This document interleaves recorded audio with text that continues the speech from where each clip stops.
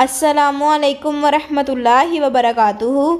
ایک بار حضرت موسیٰ اللہ سے ہم کلام ہونے کوہ طور پر جا رہے تھے تو ایک تنگ دست غریب انسان نے انہیں روک کر کہا، اے اللہ کے نبی، جب آپ وہاں جائیں تو میری بھی عرضداشت پیش کیجیے گا کہ میرے حصے کا جتنا رزق ہے وہ اللہ ایک ہی بار میں مجھے دے دے تاکہ میں ایک دن ہی صحیح اپنی بیوی بچوں کے ساتھ پیٹ بھر کر کھا سکوں۔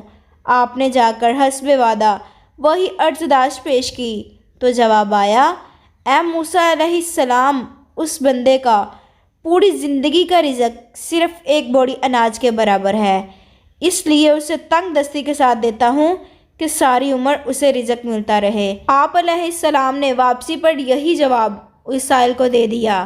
اس نے پلٹ کر کہا، اے اللہ کے نبی، آپ کا جب دوبارہ جانا ہو اللہ کے سامنے دست بدستہ عرض فرمائیے گا کہ مجھے وہ ایک بوری رزق ایک دفعہ ہی عنایت کر دیں تاکہ میں پیٹ بھر کر کھا سکوں۔ آپ نے ایسا ہی کیا اور اگلی بار اللہ کی جانب سے اس کا سارا رزق ایک بار ہی مل گیا۔ پھر آپ کچھ عرصہ بعد وہاں سے گزرے تو دیکھا وہ شخص بہت اچھے حال میں تھا اور اس کے گھر کے آگے دیگیں چڑھی ہوئی تھیں۔ آپ کو حیرت ہوئی۔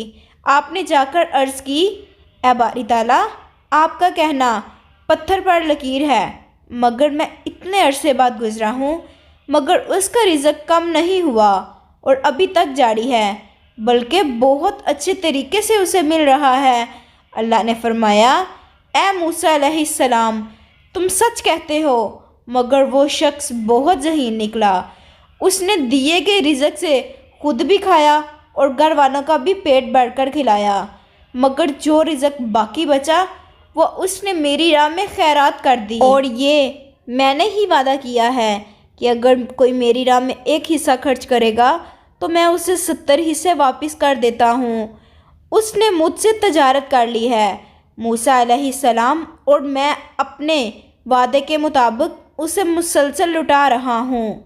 اللہ تعالی ہمیں بھی صدقہ خیرات کرنے کی توفیق عطا فرمائے، آمین۔